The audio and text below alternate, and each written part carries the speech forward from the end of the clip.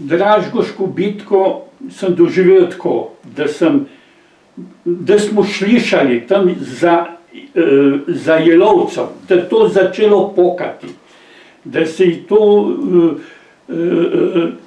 in sem stekel potem gor na podstrešje, z podstrešnega okna se je lepo videlo na Jelovcu in tam iza Jelovce so Dražgoše.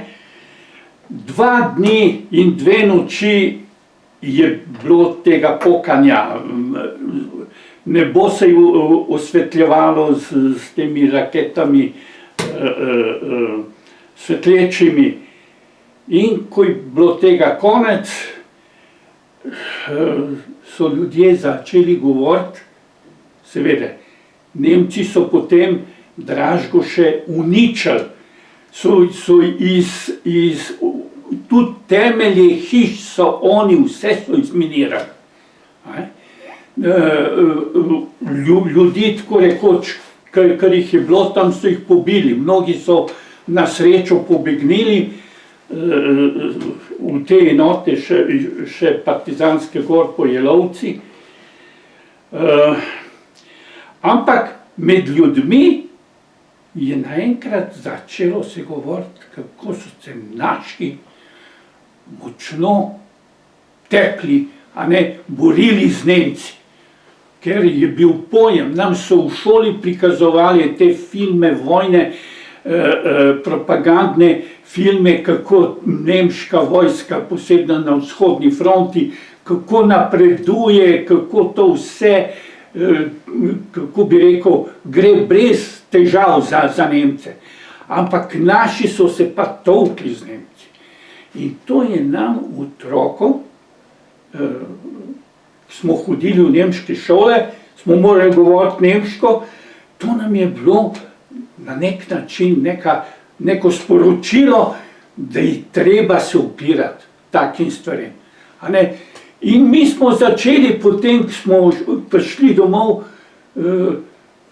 peti naprej Zastava slave, in ko je mama to slišala, pa skoraj da je znorela od strahu. Seveda mi je zabičala, da to ne smemo peti. In še nekaj, ko sem jaz potem šel po tej bitki iz šole, iz Kovorja, nisem šel naravnost proti Brezjam, ampak sem šel proti Ročevnici, to je proti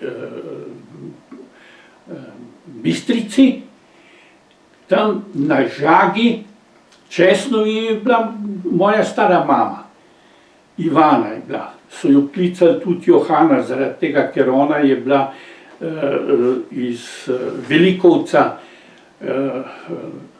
na Koroškem. In ona je takrat meni rekla, veš prav, Ciril, pravzaprav, a si slišal ti to iz Dražgoške? Sem rekel, seveda, da sem. Prav, a ti veš, kaj je meč? Sem rekel, seveda, da vem, se veste, otroci se zmeram radi igrajo z meči, pa da se sabljajo. Prav, a ti veš, zakaj ima meč dva rezila? Kaj bi vedel, Prav, vidiš, zaradi tega, ker s istim mečem se dela lahko zločin, ubija ljudi, se jih zasužni, a z istim tim mečem se lahko brani svoboda ljudi. Braniš tiste, ki jih imaš rad, tiste, prav, samo zavisi od tega, v čigavih rokah je. In glejte, to je mene potem stalno v življenju.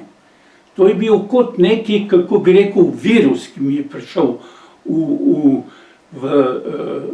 možgane. Stalno ta dvojnost. In jaz sem začel razmišljati na splošno o teh stvareh, da je vsaka stvar lahko dobra ali pa slaba. Bipolarna, da reče.